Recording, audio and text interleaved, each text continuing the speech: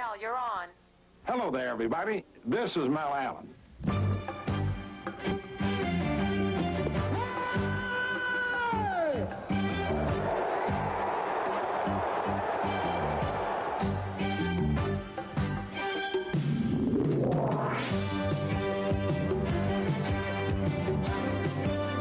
Coming up on This Week in Baseball, the renovated Texas Rangers spring to the top of the pack with the best start in the majors.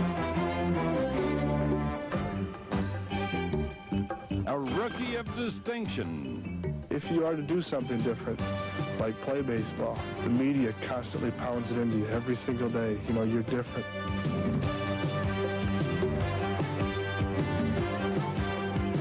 Toronto's Dave Steves stays on a roll and rings up another one-hitter. So set aside all your tax forms, folks, because it's time we filed This Week in Baseball.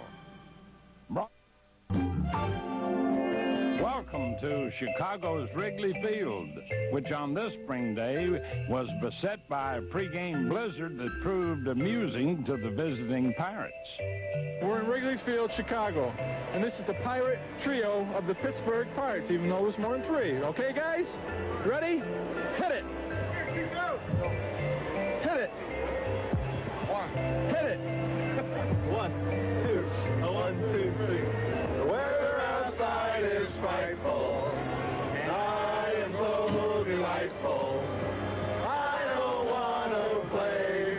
Let it go, let it go, let it go. That from a team much experienced in the fickle ways of Mother Nature. Last season, during a game in Pittsburgh, the Pirates had to contend with this. So, what's a few snowflakes before a ball game? Certainly nothing a few hardy Cub fans couldn't handle. As for handling the opposition, the main denizens of Wrigley have come up with choice results, thanks largely to their new stopper and former wild man, Mitch Williams, now fast and furious and dead on.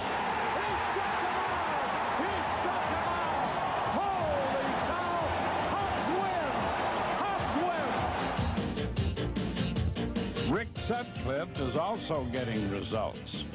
When the snow finally cleared, he blew past the Pirates with 11 strikeouts on the way to a quick 2-0 start. On the hitting scene, sophomore Mark Grace drove in a pair of runs as the Cubs finished off a 3-game sweep of the Pirates. Add to Grace an even livelier bat from center fielder Mitch Webster, who's hitting above 400. All of which is especially good news for the Cubs' chief power hitter. One guy can really carry a ball club, and I don't think I'm going to be the one that's going to have to supply all of the power. We got guys that can hit for power, that can hit for average, and if we stay within ourselves and play as a ball club, stay injury-free, get the good pitching that we think we can get, then we can be very competitive. 5 straight wins. Now, for the team on the other side of town. We're not afraid of Oakland. We're not afraid of Kansas City, and we're not afraid of Minnesota. And I think those are the guys in September. It's going to come down to, we're going to be in the hunt with them, and we feel that we're going to be in the hunt with them, and I don't think it's just spring training talk. Well, so far, the down-and-out White Sox of 1988 are not down and out. Off to a rousing start, they've spread the word to the opposition. New manager Jeff Torborg is especially pleased about the return of first baseman Greg Walker, who's hitting near 290. Good numbers for anyone, but great numbers for a player who one day last July was stopped cold by frightening pain, which he remembers like it was yesterday. It was a Saturday day game, and had been out taking ground balls, and all of a sudden I felt a sharp pain in my hip, and thought I had a hip pointer or something. They'd pulled a muscle or something, and next thing I know, I'm on the ground, and I knew something severe had happened. I didn't know if it was a heart attack or something else. I really didn't know. But, you know, I got some good help in a hurry. Our trainer, Herm Schneider, got out and got me stabilized, and they got me to the hospital, and, you know, pretty quick they assured me that, you know, nothing major was wrong, so we went from there.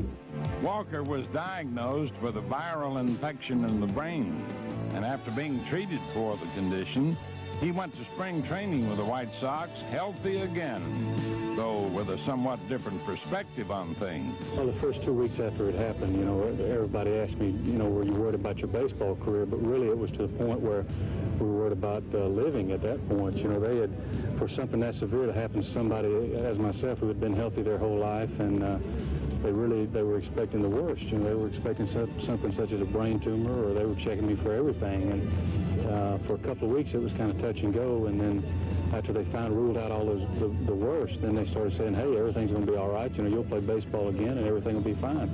So I went through a week or two of wondering, but it all turned out for the best. For Greg Walker on the road to recovery. And for the flourishing White Sox, who knows? Meanwhile, the Toronto Blue Jays were not exactly the picture of good cheer. Many figured them to win the East this season. But things took a bad turn last week in Texas when Tony Fernandez got hit in the face. The pitch thrown by the Rangers' Cecilio Guante fractured a bone in his cheek and put Tony out of action for at least a month. That leaves the Blue Jays without their all-star shortstop. I was talking to him in the hospital the night it happened, and he said, with 2 strikes on me, I was battling the guy, and next thing you know, I was looking for a forkball, something off speed, and he threw me a fastball up in the air, and I froze. And he said, I don't know why I got that comfortable against Guante. You know, he can be wild at times, and just one of those unfortunate things. It could have been a lot worse. Like 2 years ago in the midst of a pennant race when Fernandez collided with Bill Madlock and fractured his elbow. With Tony gone, the Blue Jays dropped their last 7 games and lost out to Detroit for the division title. It's tough to replace a guy like Tony because of his leadership on the field as well, and he knows the hitters extremely well. I think he's a catalyst of our infield, but having a guy like Manny Lee to back up Tony, you don't miss him as much. Dave Stieb has certainly picked up the Blue Jays. He's still on a hot streak from last season when he went 16-8. And in his second outing this year, he one-hit the Yankees. Clear proof that his slider is back. I lost my slider there for a while. We didn't have proper mechanics. Your arm angle changes, and you know, you need proper arm angle to get the good spin on the breaking balls. Now all I have to do is concentrate on getting on top of this pitch and following through, and the break it comes every time, and it's sharp, and it's consistent. Steve was so sharp in his final 2 starts last season that both times he came within 1 strike of a no-hitter. The way that I lost the first one was a bad hop, and you know, I made my pitch, so I did what I set out to do. Steve's ready. Here's the 2-2 windup. A swing and a bouncer to second. Big hop over the head of Lee into right center. It took a bad hop. It went over Manny Lee's head into right center for a base hit. And the next time out, I jammed the guy, and he got a broken bat base hit. A swing and a shot down the right field line. It's a base hit. And there goes another no-hit bid for Dave Stieb. For me, last year when it was over. Like I said, I was pleased with the results that I got, and that was last year. This year, I happened to get another one. It could have been a 3-4 hitter, whatever, and I've been pretty happy with the results lately. Time now for this week's quiz, brought to you by today's Chevy truck. Hi, I'm Dave Stieb of the Toronto Blue Jays. I've thrown 3 one-hitters in my last 4 outings. Can you name the pitcher who has the most career one-hitters in history? If you are to do something different, like play baseball, the media constantly pounds it into you every single day. You know, you're different, you're different. You think you're normal, but you're not. You're different. You're not right, you're different. And that can be pressing. And if you don't have the right kind of attitude, I think you're going to become bitter. And it's easy to get mad and to look at people and say, hey, you know, why don't you just chill out for a while? As far as being a draw or, you know, filling the seats, I think you can only do that one time. And then people are going to expect some performance out of you. So whether the Angels used me as a first-round pick, I don't think they would have. I think a winning club can fill the seats a lot more often than one guy can fill it.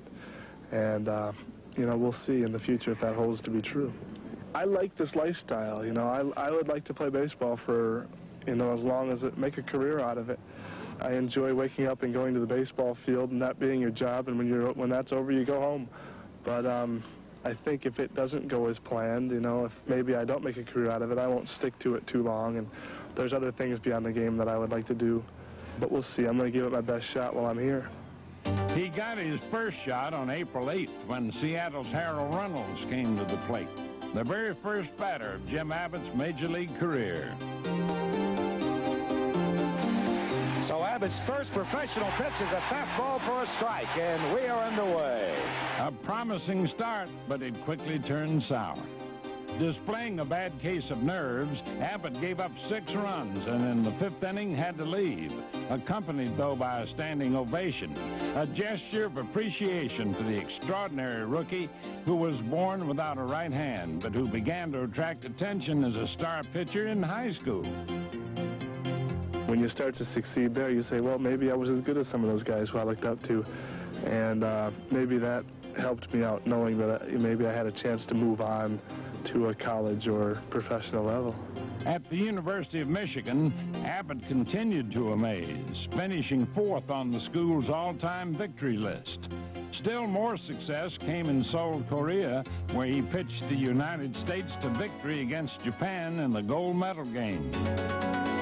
From there, Abbott came to the majors, one of only 15 players to make the jump right from high school or college.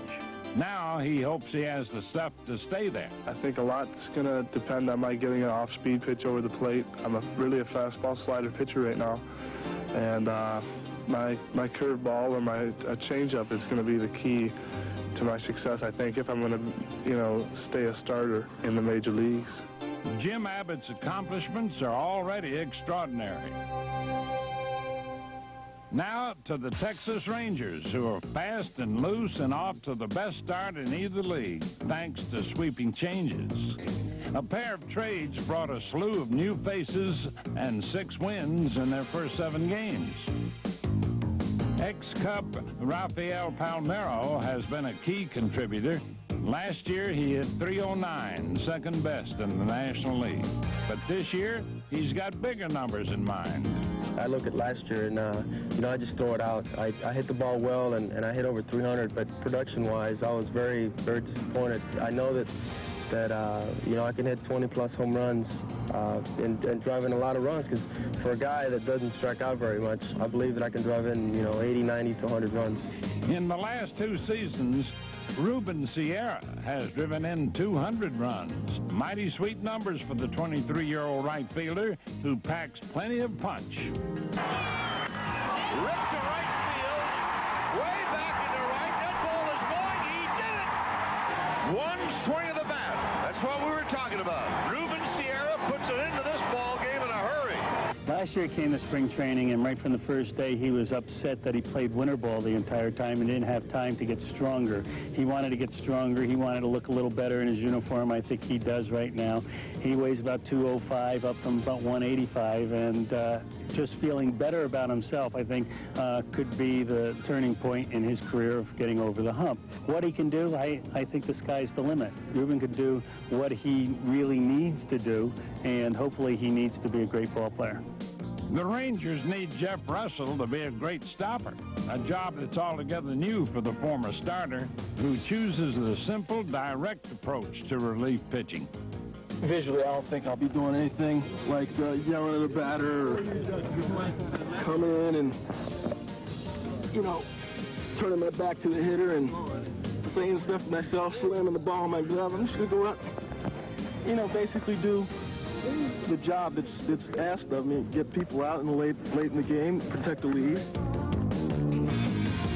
Just when everything seems to be going smoothly for the Rangers, there's a menacing presence lurking in their midst.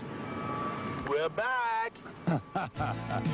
Fair warning for the world champions of 1987, who recently turned their powerful charms on the Tigers, beating them for the 12th straight time. Alan Anderson shut out Detroit in the 14-0 romp. seems Anderson has found a role model on the Twins, someone he can really identify with. Next to me here is my son, Alan Anderson. A lot of people didn't know I adopted him this past year as my son, but it's official now. And to commemorate the situation here, I had Alan grow this mustache in honor of mine. So people don't realize that Alan and I do everything the same now. For instance, throw the circle change, a pitch that last season helped Anderson win 16 games, plus the ERA title. But folks, he plays the straight man in this routine. I have to give myself a little credit too, because if it wasn't for me teaching him the changeup, I don't know where he'd be right now. So Alan, why don't we do him a favor and show him how we hold the changeup? You know, because I think it's, as you can see, it's pretty similar.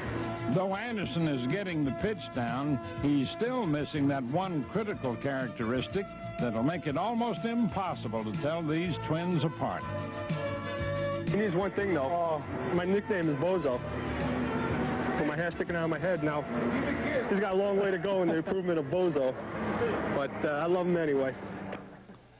Time now for the answer to this week's quiz, brought to you by today's Chevy truck. Bob Feller, the Hall of Fame fastballer of the Cleveland Indians, threw more one-hitters than any pitcher in history. 12.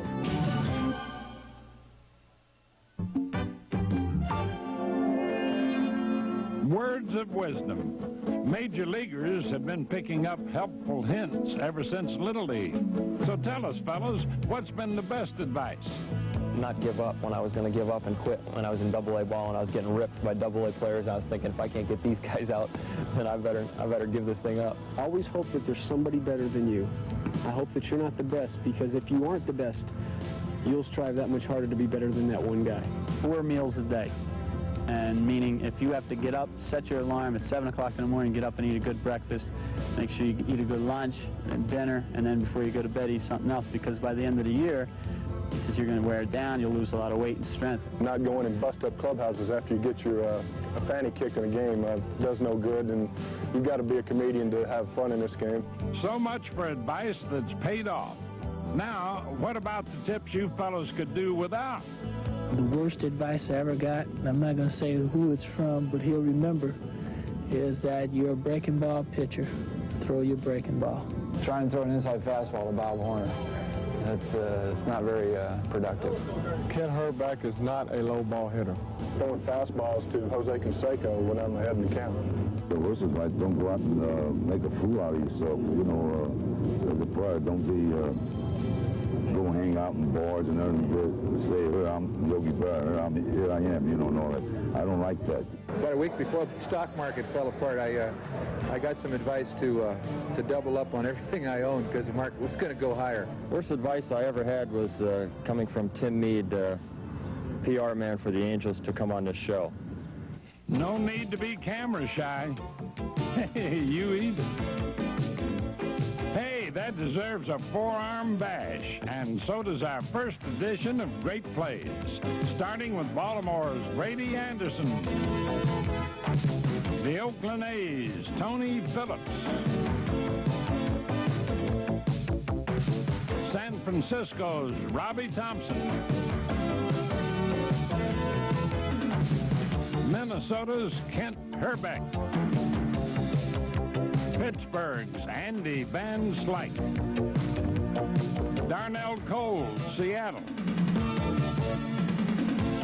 Ken Caminiti, Houston Astros, Tony Gwynn, San Diego Padres,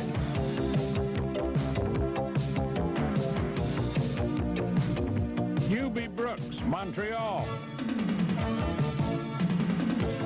Barry Bonds, Pittsburgh,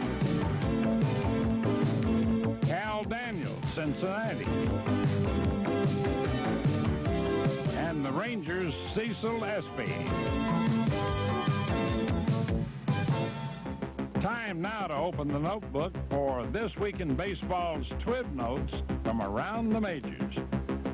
The Yankees' Ricky Henderson is off and running. With 8 steals, he passed the 800 stolen base mark, a total reached by only 3 others: Ty Cobb, Billy Hamilton, and Lou Brock. Bruce Hurst got bombed in his first start as a Padre, but in his next outing, he struck out 13 Braves for the first one-hitter of his career. That wasn't his only career first, though. The ex-American leaguer may not have much experience with the bat, but in the same game, Hurst delighted the home crowd by collecting his very first Major League hit. Now watch this. The Mariners have a runner on third. The score is tied, and Dave Valley's pinch hitting. That'll get it in. Deep to left field. Kittle turning around. Goodbye, home run. No, it hit the roof. It hit the roof and came back in. He may have an inside the park home run. They're waving him home. No, they're going to hold him. They can't. He went through the sign. Fisk has got him. That was close. There's one for the books. And the winning run for Seattle. Now for our play of the week, brought to you by Gatorade Thirst Quencher. We salute Jack McKeon's Padres for a nifty play that wiped out 2 Astro base runners and refused to stop there. Ground ball. 1. In the dirt. Nicely pulled up. Oh, they're going to get a triple play. How do you like that? A triple play. Oh, doctor, you can hang a star on that one. Next week on This Week in Baseball, Roberto Clemente, the Pittsburgh Pirate legend, will be the focus of our continuing series on the 50th anniversary of the Hall of Fame. That's all for now, folks. See you next week on This Week in Baseball.